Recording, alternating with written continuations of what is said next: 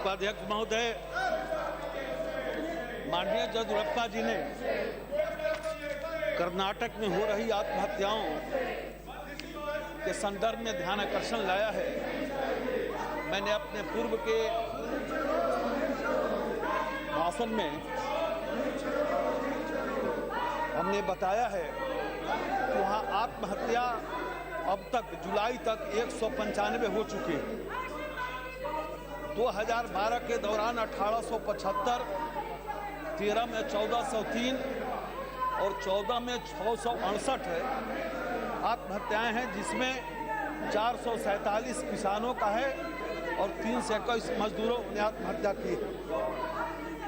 राज्य सरकार ने बताया है कि 8 से 16 अप्रैल के बीच 10 मिलीमीटर से 40 मिलीमीटर तक वर्षा हुई और फिर दोबारा वर्षा अप्रैल महीने में हो गई, अप्रैल अंतिम सप्ताह में हो गई। इसके कारण काफ़ी फसलों का नुकसान हुआ है। मैं राज्य सरकार अपने द्वारा प्रयत्न कर रही है, ऐसी जानकारी दी है और हमारे राहत आयुक्त भी गए थे इसी सप्ताह, वहाँ उन्होंने भ्रमण किया है, अधिकारियों से बात की है। भारत सरकार ने कर्नाटक को जो केंद्रीय करों में हिस्सेदारी होती है, इस बार उसमें काफ़ी राशि बढ़ाई है। पहले 14-15 में 14,000 करोड़ रुपया मिला था और इस वर्ष 24,000 करोड़ रुपया मिला है। मैं समझता हूं कि ये धनराशि येदियुरप्पा जी बहुत बड़ी धनराशि है और ये धनराशि कर्नाटक के सरकार को बिजनेस करने के लिए नहीं दी गई है। ये धनराशि दी गई है किसानों की सहायता करने के लिए। महोदय इतना ही नहीं तो जो SDF फंड होता है जो अभी तक उनको मिलता था, मैं पूरा आंकड़ा नहीं देना चाहता, तो 14-15 के दौरान उनको 146 करोड़ रुपए मिले थे और हमारी सरकार ने 15-16 में उस 207 करोड़ रुपए SDRF के फंड में दिए हैं, जो निश्चित रूप से संकट की घड़ी में किसानों के काम आने वाला है। हमारे प्रधानमंत्री जी ने साफ साफ कहा है कि किसानों की जो क्षति होती है, जो पुराने नॉर्म्स है, उसको बदलकर 1.5 गुना सहायता की जाए, 33% नुकसान तक सहायता की जाए और जो फसलें नुकसान हुए हैं उसे भी समर्थन मूल्य देकर उसको खरीदा जाए और इसीलिए SDRF में ये राशि भी बढ़ाई है। और हमारी सरकार जब आई तो हमने 226 करोड़ रुपया सूखा के लिए NDRF फंड से भी दिया है।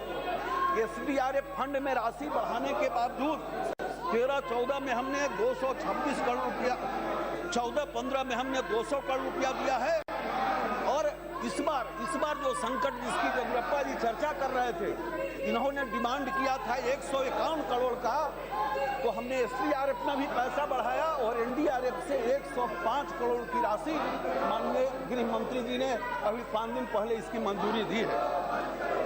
इतना ही नहीं तो जो कृषि मजदूर है, पहली बार आज़ादी के बाद किसी सरकार ने अपने बजट में कहा, नई सरकार ने अपने पहले बजट में कहा कि देश के अंदर जो लैंडलेस किसान है, जो बड़ी संख्या में कर्नाटक में मरे भी हैं, अभी 5 लाख समूह बनाने का हमारी सरकार ने तय किया था।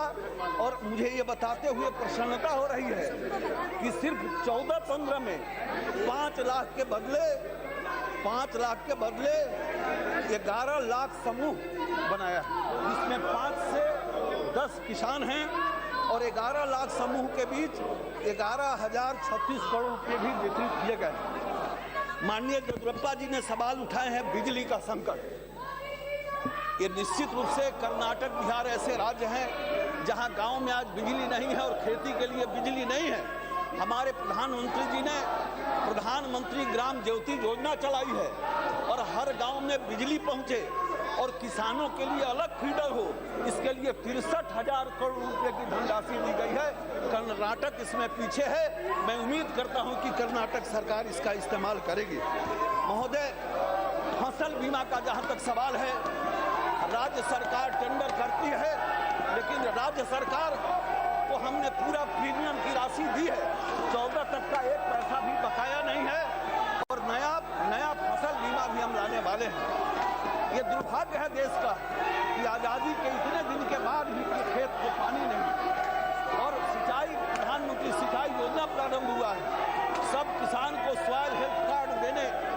राज्यों को पैसे भेजे गए हैं।